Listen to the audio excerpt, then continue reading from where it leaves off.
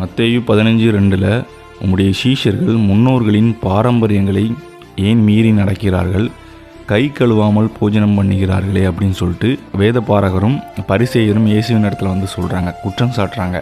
சீஷர்கள் என்ன பண்ணுறாங்க அப்படின்னா, எப்போவுமே சாப்பிடும்போது கையே கழுவ மாட்டேங்கிறாங்களே அப்படின்னு சொல்லிட்டு இதை நோட் பண்ணிவிட்டு இந்த வேதபாரகர்களும் பரிசேயர்களும் இயேசு கிறிஸ்துவின் இடத்துல வந்து கம்ப்ளைண்ட் பண்ணுறாங்க. இதை கேட்டுக்கிட்டு இருக்கக்கூடிய இயேசு கிறிஸ்து என்ன சொல்கிறாரு, நீங்கள் மட்டும் என்ன ஒழுக்கமாக, நீங்கள் வந்து பார்த்திங்கன்னா உங்களுடைய தாயையும் தகப்பனையும் கணம் பண்ணணும் அப்படிங்கக்கூடிய கட்டளை எத்தனை பேர் ஃபாலோ பண்ணுறீங்க அப்படின்னு சொல்லிட்டு அவங்கக்கிட்ட திரும்பி அதே கேள்வியை கேட்குறாரு.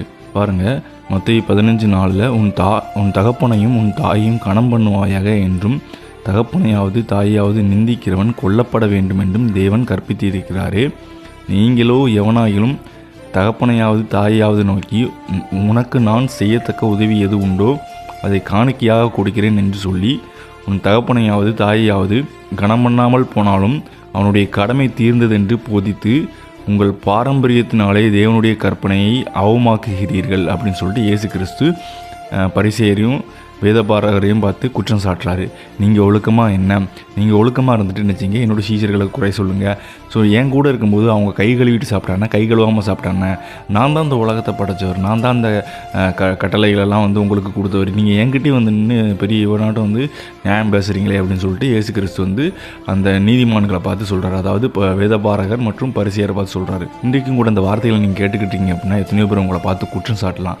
ஓகேவா, நீங்கள் வந்து பார்த்தீங்கன்னா ஏதோ ஒரு சின்ன சின்ன குறைகள் உங்கள்கிட்ட இருக்குது அப்படின்னு சொல்லிட்டு அவங்க குற்றம் சாட்டுறாங்க. அப்போ அந்த மாதிரி இருக்கும்போது இயேசு கிறிஸ்து என்ன செய்வார் அப்படின்னு பார்த்தீங்கன்னா, உங்களை ஒரு காலம் வந்து என்ன செய்ய மாட்டார், விட்டு கொடுக்க மாட்டார். சரிங்களா, அவர் என்றைக்குமே வந்து பார்த்திங்கன்னா அந்த கெட்ட குமாரன் கதையை கேள்விப்பட்டிருப்பீங்க. சரிங்களா, அந்த கெட்ட குமாரன் கதையில் வந்து பார்த்திங்கன்னா இவனும் என்னோட பிள்ளை தான். ஓகேவா, அவன் கெட்டு போன மகனாக இருந்தாலுமே, அவன் தவறான வழியில் போனாலுமே அவன் செத்து போகணுன்னு நான் நினைக்க மாட்டேன். அவனையும் நான் அரவணைச்சி அவனையும் எனக்கு கூட சேர்த்துப்பேன் அப்படின்னு சொல்லிட்டு தான் இயேசு கிறிஸ்து சொல்லுவார். அதனால தான் அவரை நம்ம நினச்சிக்கிறோம் கடவுளாக நம்ம பார்க்கணும் இல்லையா. நீதிமான்களுக்காக அவர் வந்து உயிரை விட்டுருந்தா அதுக்கு அவசியமே இல்லையா. நீதிமான்களுக்காக எதுக்கு அவர் பூமிக்கு வரணும், அவர் உயிரை விடணும். பாவிகளுக்காக அவர் வந்து உயிரை விட்டார். ஸோ பாவிகளை மீட்கணும் அப்படிங்கிறது தான் அவருடைய நோக்கமாக இருந்துச்சு. ஸோ நீங்கள் இன்றைக்கி வந்து உங்களோட கிட்டே இருக்கிற யாரையாவது ஒருத்தரை பார்த்து நீ பாவி அப்படின்னு சொல்கிறீங்க அப்படின்னா, அவங்கக்கிட்ட இருக்கக்கூடிய குறைகளை நீங்கள் நோட் பண்ணுறீங்க அப்படின்னா, அவங்கள பாவிகள் ஆக்கி நீங்கள் நீதிமான்களை வாழ நினைக்காதீங்க. அது இயேசு கிறிஸ்துவுக்கு என்றைக்குமே பிடிக்காது. ஸோ நீங்கள் என்ன செய்யுங்க, இயேசு கிறிஸ்துவனுடைய வார்த்தைகளை அப்படியே கீழ்ப்படிஞ்சு அவரை மாதிரியே நடங்க.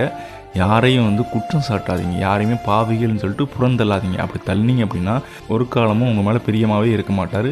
ஆமென்.